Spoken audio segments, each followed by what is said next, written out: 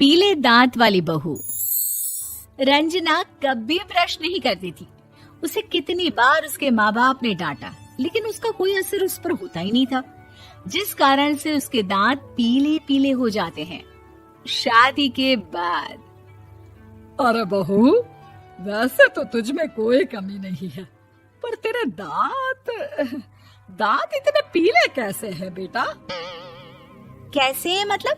कोई सर्जरी थोड़ी ना कराई है। वो तो क्या नाम, मैं ब्रश नहीं करती थी तो पीले हो गए। अब क्या करूं? आप कहें तो लाल करवा लूं या फिर काले? यार ये क्या है, क्यों माँ से लड़ रही हो? लड़ रही हूँ? अरे मैं लड़ रही हूँ या ये बोल रही है कि दांत पीले हैं, पीले। अरे तपस्या थोड़ी ना की है इन्हें पीले करने के लिए। बकायदा ब्रश नहीं किया है 20 साल तक, तब जाकर। छी, कैसी बात कर रही हो? ये उस वक्त तो पीले नहीं थे जब हम लोग तुम्हें देखने आए थे। अरे तब साफ करवा लिया होगा डेंटिस्ट के पास जाकर। अब देखो कैसे पीले पीले लग रहे हैं। रंजना सास की तरफ गुस्से से देखती है। फिर शुरू हो गई पीले पीले पीले। अरे पीले तो तब भी थे जब मेरे हाथ का रसगुल्ला उड़ा उड़ा कर खा रही थी और बोल रही थी, लड़की नहीं गुणों का खजाना दे रहे भाई साहब आप। खैर, अब वो लोग करते भी तो क्या करते, पीले दांत वाली बहू पल्ले पड़ी थी तो झेलना तो था ही। एक दिन कीर्तन में रंजना गाना गा रही थी। अरे कमला बहन, माँ का द्वार है, यहाँ तो सब शुद्ध होकर आते हैं, फिर अपनी बहू को ब्रश भी नहीं करवाती तुम। दूर से पीले पीले दांत भक्ति में बाधा उत्पन्न कर रहे हैं। अरे कोई 2 साल के बच्ची थोड़ी ना लेकर आई हूँ मैं बहू बनाकर। अच्छी खासी लड़की है, अरे कैसे करवाऊं ब्रश? ये तो उसे खुद करना चाहिए ना। अब माँ बाप तो इसके जैसे तैसे निपटा दिए, ये नहीं सोचा कि सास कैसे संभालेगी। सास बहू को लेकर घर आ जाती है, लेकिन सोच लेती है कि अब इसे लेकर कहीं नहीं जाएगी। अगले रोज बहू कहती है, अरे क्या हो गया, मंदिर नहीं जाना क्या? कीर्तन का वक्त हो रहा है। मेरी मधुर वाणी से कान्हा जी जागते हैं और सोते हैं। आप तो जानती है ना उनकी भक्ति में कितना मन लगता है मेरा। वो क्या है ना, तबीयत ठीक नहीं लग रही है मेरी, आराम करूंगी मैं। तबीयत ठीक नहीं लग रही? अभी तो मिथुन के गाने पर नाच रही थी आप, और अब बोल रही है कि तबीयत ठीक नहीं लग रही। अरे भक्ति में मन लगा लो सासू माँ, ऊपर जाना है, क्या मुंह दिखाओगी आप? हाँ?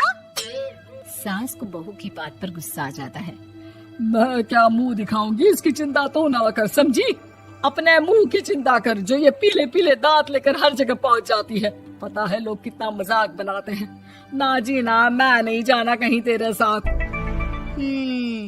तो ये बात है। कोई ना, मत जाओ, मैं अपने कमरे में ही बैठकर भक्ति कर लूंगी। ऊपर वाला दांत थोड़ी ना देखता है, मन देखता है, भावना देखता है।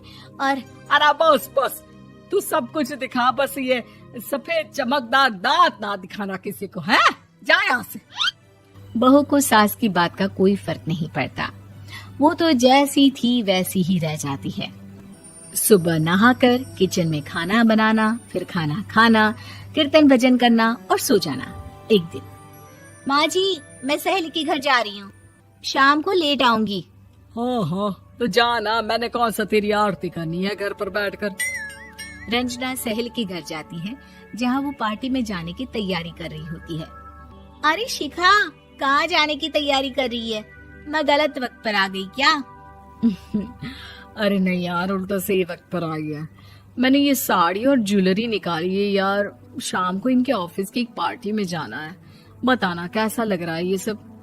नहीं यार, इस ड्रेस के साथ तो वो वाली ज्वेलरी अच्छी लगेगी। हाँ, सही बोल रही है, मैंने ध्यान ही नहीं दिया। वैसे तो हमेशा से मस्त फैशन सेंस रखती है। तो बड़ा जाती होगी ना पति के साथ पार्टी में। रंजना कुछ नहीं बोलती, बस सोचती है कि यार काश ये बात सही हो जाती, पर मैं क्यों नहीं जाती पार्टी में? क्या इन लोगों की कोई पार्टी होती नहीं होगी? रंजना घर आती है और रात में पति से सवाल करती है, एक बात बताइए, आप मुझे किसी पार्टी में क्यों नहीं ले जाते? क्या आपकी यहाँ ऑफिस में पार्टी नहीं होती? पति बेचारा क्या कहता कि दांत पीले हैं तुम्हारे इसलिए। अरे कोई पार्टी होती नहीं हम लोगों के ऑफिस में, तो कहाँ से लेकर जाऊं? और मार्केट, मॉल, कहीं वीकेंड घूमना, कहीं तो। अरे यार सारे हफ्ते में एक छुट्टी मिलती है, तो सोचता हूँ कि आराम ही कर लूं। क्यों? रंजना मन मार के रह जाती है। पहले कभी सास के साथ मंदिर जाया करती थी, लेकिन वो भी सास ने ले जाना बंद कर दिया। घर बैठी बैठी रंजना बोर हो जाती है। तभी उसे आइडिया आता है और वो मायके जाने का सोचती है। सासू माँ, 2 दिनों के लिए मम्मी के घर जा रही हूँ। अच्छा अच्छा ठीक है, आराम से जा।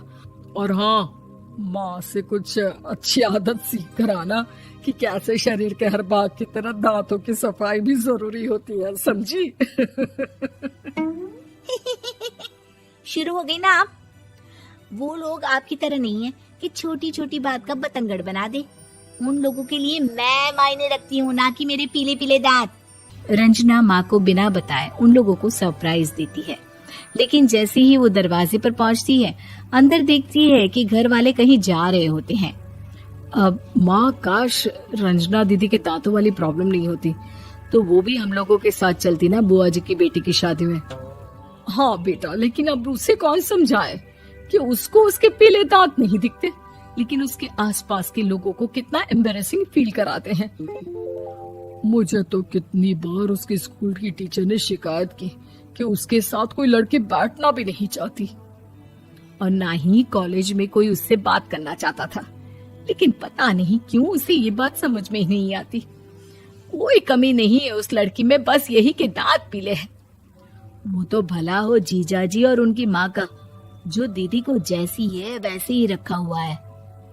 रंजना को अपने घर वालों की बात सुनकर बहुत दुख होता है। वो सोचती है कि वो क्या करे, लेकिन फिर वो सीधा डेंटिस्ट के पास जाती है, अपने दांत चमकाती है और कसम खाती है कि वो रोज ब्रश करेगी। अरे क्या हो गया? तुम तो 2 दिनों के लिए गई थी ना, पर कोई ना, अच्छा है, चलो आ गई तो। रंजना सास के सामने आकर खड़ी हो जाती है और पूरी स्माइल करती है, उसके चमकदार दांतों को दिखाती हुई। हैं? चले मंदिर?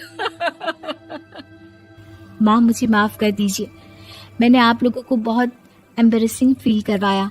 मैं आज से रोज ब्रश करूंगी।